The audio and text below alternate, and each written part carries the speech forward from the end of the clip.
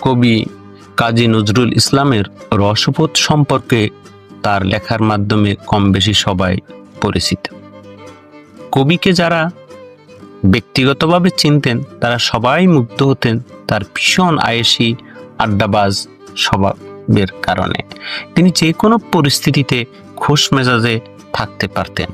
আজ শোনাবো কবির জীবনে ঘটে যাওয়া তেমনি একটি মজার ঘটনা। কাজী নজরুল ইসলাম তখন খুব ব্যস্ত। নিয়মিত গ্রামোফোন কোম্পানির রিহার্সেল রুমে আসেন, গান লেখেন, সুর করেন, গান শিখিয়ে দেন।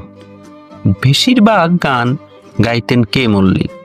একদিন কে মল্লিকের কাছে এক লোক এলেন। লোকটির নাম প্রফেসর জি দাস।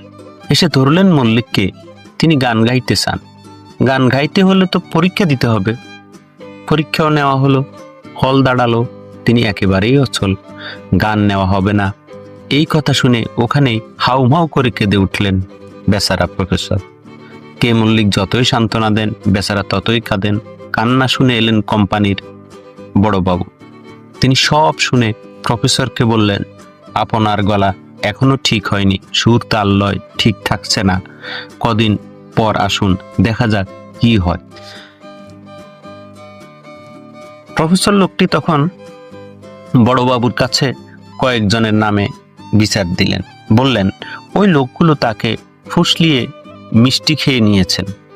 তারা নাকি এও বলেছেন প্রফেসরের গলা ভালো হলেও কে মল্লিক হিংসা করে গান গাইতে দেবেন না।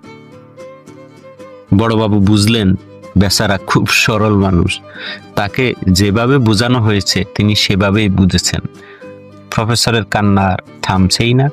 এমন সময় রুমে ঢুকলেন কাজী নজরুল। কি ব্যাপার বলেই তিনি মনোযোগী হলেন কান্নাকাটির কারণ জানতে। বড়বাবু আর কে মল্লিক তাকে সব খুলে বললেন। কবি তখন বললেন, বেচারাকে রেকর্ডের আশ্বাস দিয়ে যখন মিষ্টি খাওয়া হয়েছে তখন তার একটা গান তো রেকর্ড করতেই হবে। কে মল্লিক বললেন, আরে কাজীরা কি বলছেন আপনি? দেখছেন না লোকটা আস্ত পাগল। কবি উত্তর দিলেন, আরে মল্লিক, আমরা বাঙালিরাও কিন্তু কম হুজুগে নই, দেশটাও হুজুগে। এই বলে কবি প্রফেসরের দিকে তাকিয়ে বললেন, শোনো, তুমি কাল এসো, তোমাকে শিখিয়ে আমি রেকর্ড করিয়ে নেব। কবি নজরুল বলে কথা। মল্লিক আর বড়বাবু তাকে ভালো করেই জানেন। কাজেই সবাই পরবর্তী কাণ্ড তামাশা দেখার অপেক্ষায় থাকলেন।